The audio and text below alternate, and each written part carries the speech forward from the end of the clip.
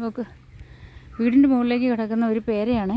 മഴ കാരണം ഇതിൽ കയറാൻ പറ്റും. നിറയെ പേരൊക്കെ ഉണ്ടായി കിടക്കുന്നത് കണ്ടതാണ്. അപ്പോൾ 2 ദിവസം അടുപ്പിച്ച് മഴയുണ്ട്, വീണ്ടും മുകളിലോട്ട് കയറിയില്ല കേട്ടോ. നമുക്ക് നിറച്ച് പേരൊക്കെയാണ്, നിറച്ച് പേരൊക്കെ തുരുതുരൊന്നും ഉണ്ടായി കിടക്കുകയാണ് കേട്ടോ. തുരുതുരുന്ന് അപ്പം ചുമ്മാ കയറി റംബൂട്ടാൻ പറിക്കാനായിട്ട് മുകളിൽ കയറിയതാണ്. അപ്പോൾ ഉണ്ട് പേരയ്ക്ക പഴുത്തിങ്ങനെ കിടക്കുന്നു. നോക്കുമ്പോൾ കുറേ എണ്ണം പൊടിഞ്ഞ് താഴെയും കിടക്കുന്നു. ഞാൻ കുറേ കണ്ട് പെറുക്കിക്കളഞ്ഞു. ഇത് ചുമ്മാ കൂട്ടിയോ താഴോട്ട് ആദ്യം വീഡിയോ എടുക്കുന്ന കാര്യം ഓർത്തില്ല. ആദ്യം കുറേ പേർക്ക് താഴോട്ട് കളഞ്ഞു. അതിനുശേഷം നിന്നെല്ലാം പറിച്ചെടുത്ത്. കണ്ടോ, ഇതുപോലെ കുറച്ച് ഞാൻ താഴോട്ട് പെറുക്കി കളഞ്ഞു. കാരണം നിന്ന് തന്നെ പറിക്കാതെ നിന്നിട്ട് അടന്ന് വീണു, പൊടിഞ്ഞു വീണു. പിന്നെ കുറച്ച് കിളിയും തിന്നു, അതെല്ലാം ഞാൻ കളഞ്ഞിട്ട് അതിൻ്റെ മുകളിൽ ഇനിയും കിടപ്പുണ്ട് കേട്ടോ.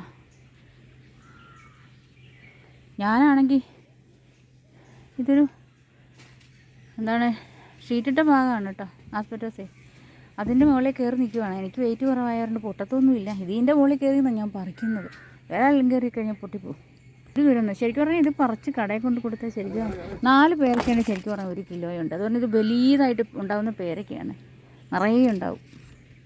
നോക്ക് എത്ര കിലോ പേരൊക്കെയുണ്ടെന്ന് നോക്കേ. ഇപ്പോൾ പറിച്ച ഈ പാത്രം നിറയുണ്ട്. ഇതിൽ എനിക്ക് 4-5 കിലോ പേരൊക്കെയുണ്ട്. ഇത് ഞാൻ പറയായിരുന്നു, ഇത് മുഴുവൻ നമ്മൾ തിന്ന് തീർക്കില്ല.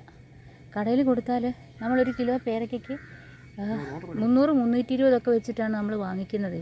ഷുഗറുള്ളവർക്കൊക്കെ കഴിക്കുന്നതല്ല. അപ്പോൾ അമ്മയ്ക്ക് ഇതുപോലെ പോകുമ്പോൾ പേരയ്ക്ക മേടിക്കുന്നത് 250, 300, 320 ഒക്കെ വെച്ചിട്ടാണ് പേരയ്ക്ക.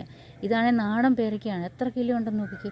ശ്രദ്ധിക്കാതെ പോയതുകൊണ്ട് കുറേ ചീഞ്ഞ് പോയി. അപ്പോൾ ഇടയ്ക്ക് ഞങ്ങൾ മഴയത്താളിൽ ഇടയ്ക്ക് കയറി വരുമ്പം ഒരെണ്ണമൊക്കെ വലിയ മത്തങ്ങ പോലെ വലിപ്പമുള്ളതൊക്കെയാണ്. മഴയാകുമ്പോൾ ഇച്ചിരി എന്താണ് മധുരം കുറയും.